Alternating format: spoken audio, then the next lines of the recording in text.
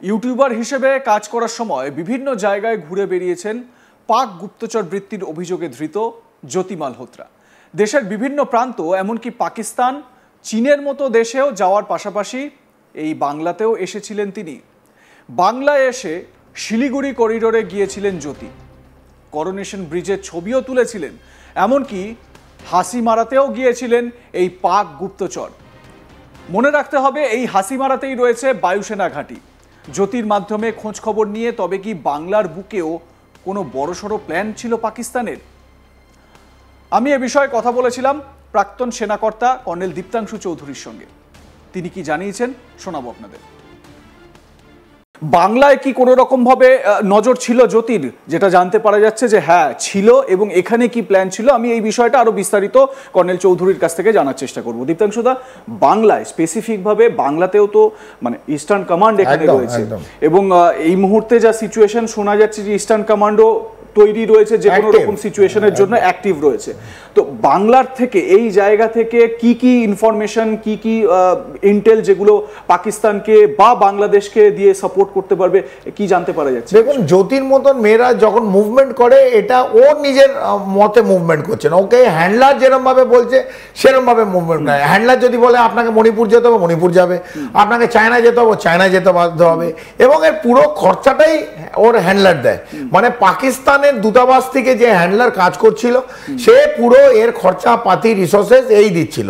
ও শুধু ইনফরমেশনের জন্য ওকে ইউজ করা হয়েছে এবং ওকে তৈরি করা হয়েছে। বিগত 2-3 বছর ধরে 2-3 বার পাকিস্তান কাছে তৈরি করেছে। বিশেষ করে আমরা যেহেতু পশ্চিমবাংলা বসে এইটা করছি, এই প্রতিবেদনটা করছি, তো মানুষের জানা উচিত যে সে পশ্চিমবাংলা এসেছিল এবং এখন আর খুব এই রিসেন্টলি এসেছিল, এটা অনেক দিন আগে নয়।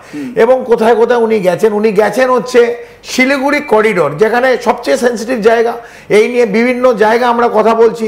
এবং পাকিস্তানের আইএসআই, কমপ্লিট আইএসআই যে ইনফ্রাস্ট্রাকচার, এটা বাংলাদেশে এখন ঘোরাঘুরি করছে এবং রংপুর লালমনিরহাটের আশেপাশে ঘুরছে, যেটা 20 কিলোমিটার দূর। সেখানে অ্যাক্টিভ, জঙ্গি নাশকতার জন্য অ্যাক্টিভ। সেই জায়গায় এই ভদ্রমহিলা চলে গেছে সেই শিলিগুড়িতে করোনেশন ব্রিজ। এই করোনেশন ব্রিজের ওপর তিনি ছবি তুলে পাঠাচ্ছে। করোনেশন ব্রিজ হচ্ছে একটা ভেরি ইম্পর্টেন্ট লিঙ্ক এই শিলিগুড়ি করিডোরে, যে দুটো জায়গায় এটা লিঙ্ক। নর্থ ইস্টে এটাকে ধরে রাখছে। দার্জিলিং যেতে গেলে আমাদের এই লাগবে, যদি এটা ভেঙে যায় কমপ্লিট ডিভাস্টেশন হয়ে যাবে। তো ও করোনেশন ব্রিজে গিয়ে ছবি তুলেছে। শিলিগুড়ি করিডোরে বিভিন্ন জায়গায় ঘুরছে, ছবি তুলেছে। আলিপুরদুয়ারে গিয়ে এই যে ভুটান থেকে আসা এই যে বিভিন্ন রুটগুলো, আমরা একদিন স্বপন আপনার সঙ্গে একটা প্রোগ্রাম আমরা অলরেডি করে ফেলেছি। আমরা জানতাম না তার আগে আমরা এই প্রোগ্রাম যে কোনগুলো রুট হতে পারে, যে নাশকতার ছকে যে জঙ্গি ঢুকবে বিশেষ করে পশ্চিমবাংলা এবং উত্তর পূর্ব, সেটা হচ্ছে নেপাল, ভুটান এবং বাংলাদেশ। এবং নেপাল, ভুটানে যেখানে কোনো পাসপোর্ট এবং ভিসার ব্যাপার নেই, এবং দুটো জায়গা থেকে পশ্চিমবাংলা খুব আরামসে যে কোনো লোক ঢুকতে পারে।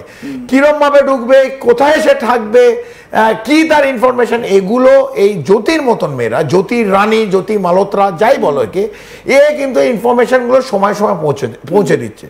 তারপর কোথায় এলো হাসিমারা, যেখানে আমাদের বায়ুসেনা ঘাঁটি, এবং এখানে আমাদের সুখোই আছে, এখানে আমাদের মিক্স আছে, রাফালও তো আছে। রাফাল আমাদের একটা স্কোয়াড্রন রাফাল আছে। আমি বলতে চাইছিলাম না, তুমি বললে নিশ্চিতভাবে এটা, যদিও এটা পাবলিক ডোমেনে আছে। তো it is a very important air force base. সেই জায়গায় এসছে। ঘাঁটিতে কতগুলো এন্ট্রেন্স আছে তার ছবি, কত লোক থাকে, এই যে এয়ারফোর্স পুলিশ কতজনের একটা টুকরি ওই গেটের সময় গার্ড দেয়, গেটে ঢোকা যায় কি না, গেটে ঢুকলে কি কি চায়, এই সমস্ত জিনিসটা ওই ইনফরমেশন ভায়া ব্লগিং। ও তো দেখাবে শি ইজ এ ব্লগার, তো ও বলবে ইন্ডিয়ান ব্লগার। তো ইন্ডিয়ান ব্লগারকে কেউ সামরিক বাহিনী যে কোনো জায়গায়, আপনি আর্মি বলুন, নেভি, হয়তো বলবে যে আপনি সরে যান, সেন্সিটিভ এরিয়া ছবি তুলবেন না। কিন্তু ও দূর থেকে তো সবকিছু ছবি তুলতেই পারে। ও তো আর পাকিস্তানি নয়, ও ভিডিও করতেই পারে এবং করেছে সেই জায়গায়। তারপর আমরা যে স্পটগুলো স্বপন আমরা বলেছি সেই একই জায়গাগুলো আমরা আজকে দেখছি আইএসআইরও টার্গেট আছে। জ্যোতিকে দেখো না, এখানে জ্যোতি হচ্ছে একটা মানে একটা হেজি অবজেক্ট। দেখো আইএসআই কোথায় কোথায় টার্গেট করছে। আইএসআই টার্গেট করছে করোনেশন ব্রিজ, আইএসআই টার্গেট করছে হাসিমারা, আইএসআই টার্গেট করছে হাওড়া ব্রিজ, আইএসআই টার্গেট করছে বিবেকানন্দ ব্রিজ, বিবেকানন্দ সেতু। এই সমস্তগুলো কিন্তু আমরাও ডিসকাস করেছি আজ তাক বাংলায় যে কি কি টার্গেট হতে পারে। একইভাবে আজকে এগুলো কিন্তু খুব পরিষ্কার করে জ্যোতির মাধ্যমে এই টার্গেটগুলো উঠে আসছে।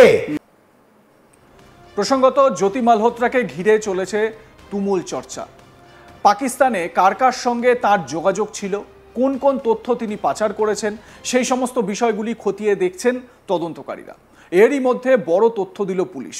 হিসারের পুলিশ সুপার শশাঙ্ক কুমার সাওয়ান বলেন, আধুনিক যুদ্ধ কেবল সীমান্তেই পরিচালিত হয় না, পিআইওরা কিছু সোশ্যাল মিডিয়া ইনফ্লুয়েন্সারকে নিয়োগের চেষ্টা করছে এবং তারা তাদের বক্তব্য প্রচারের জন্য এটি ব্যবহার করছে। আমরা কেন্দ্রীয় সংস্থাগুলির থেকে ইনপুট পেয়েছি এবং আমরা জ্যোতি মালহোত্রাকে গ্রেপ্তার করেছি। তিনি একাধিকবার পাকিস্তান এবং একবার চীন সফর করেছেন। তিনি পিআইওদের সঙ্গে যোগাযোগ করেছিলেন। আমরা তাকে 5 দিনের পুলিশ রিমান্ডে নিয়েছি এবং পাকিস্তান যে এই জ্যোতি মালহোত্রাকে অ্যাসেট হিসেবে ব্যবহার করছিল বলা হচ্ছে মানে এটাও আলোচনায় আসছে যে জ্যোতি মালহোত্রাকে ডিপ অ্যাসেট তৈরি করার চেষ্টা চালিয়ে যাচ্ছিল আইএসআই এবং এই মুহূর্তে এই জ্যোতি মালহোত্রা ইনফর্মার হিসেবে কাজ করছিলেন। এক্ষেত্রে এটাও বলতে হবে যে এই জ্যোতি মালহোত্রার প্রসঙ্গে এটাও সামনে আসছে যে এই জ্যোতি মালহোত্রা নাকি তাকে রিভার্স হানি ট্র্যাপে ফাঁসানো হয়ে থাকতে পারে। আমি ফাঁসানো কেন বলছি, কারণ এই ধরনের ঘটনা হয়ে থাকে। রিভার্স হানি ট্র্যাপটা কি? হানি ট্র্যাপ বলতে যেটা বোঝায় সাধারণভাবে শত্রু কোনো দেশের তরফ থেকে কোনো একটি দেশকে টার্গেট করা হয়, সেই দেশের প্রাক্তন সেনাকর্তারা যারা রয়েছেন, যারা খুব ইন্টারেস্টিং ইনফরমেশন দিতে পারবেন, তাদেরকে এই মহিলাদের দ্বারা, লাস্যময়ীদের দ্বারা কিন্তু প্রেমের জালে ফাঁসানো হয়। তারপর ঘনিষ্ঠতা এবং ঘনিষ্ঠ মুহূর্তের একাধিক ছবি, বেডরুমের একদম একটা কর্নারের ছবি, সেখানে তারা কি করছিলেন সেই সমস্ত ছবি যখনই ওই হানি ট্র্যাপের ওই লাস্যময়ীর হাতে চলে আসে, তারপর সেই সেনাকর্তা বা বিভিন্ন এই ধরনের গুরুত্বপূর্ণ ব্যক্তিদের কে দেখিয়ে ব্ল্যাকমেল করা হয়।